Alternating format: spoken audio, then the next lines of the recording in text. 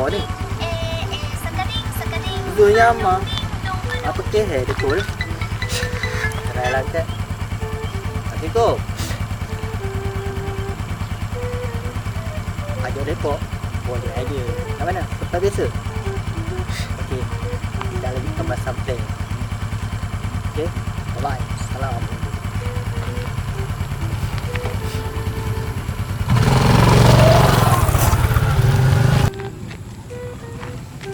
Oh. Tadi ajak lepok. Season yang mana ni? Tunggu lah.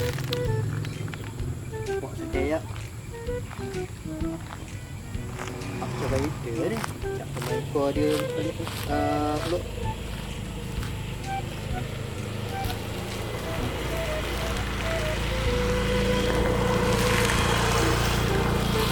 Halo? Mana? Lambat lagi ke? Lambat udah sampai tadi. Bangun.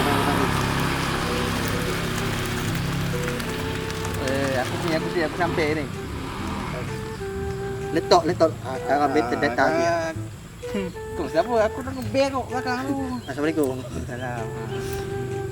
Ngaco lah kau nak belakang tu. Ada tepat ni ke berak. Oh, tengok jamban tu. Dia apa plan ni? Plan.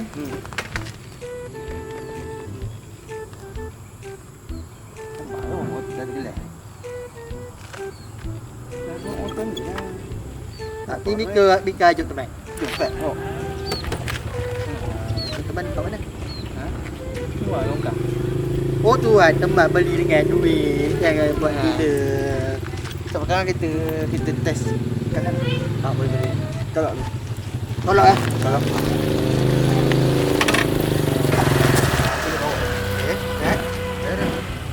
Start.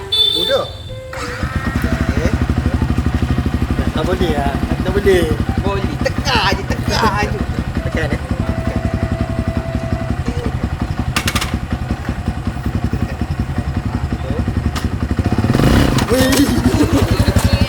Apa ni? Bunga ni tak ganggu orang tu. Ganggu tiang je ni. Tempat tak boleh. Tak boleh. Macam mana baca bawa ni?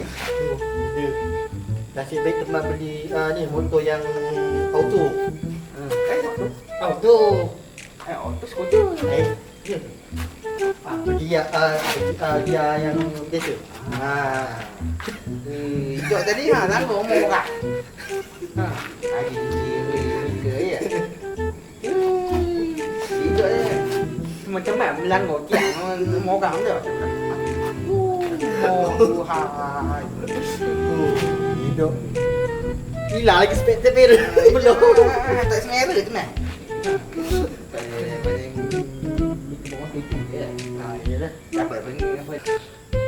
Zul, jam pun dah 7.17 ni. Bola dah kah? Kita balik. Dah tak silap hari aku pacok lagi botol bika dia. Bodoh 7.17. Kita bom betul ke? Geram betul. Ya, main bom tu. Pacok lagi tak masuk hak tu tak habis motor temat lagi. Kita. Mengap. Ini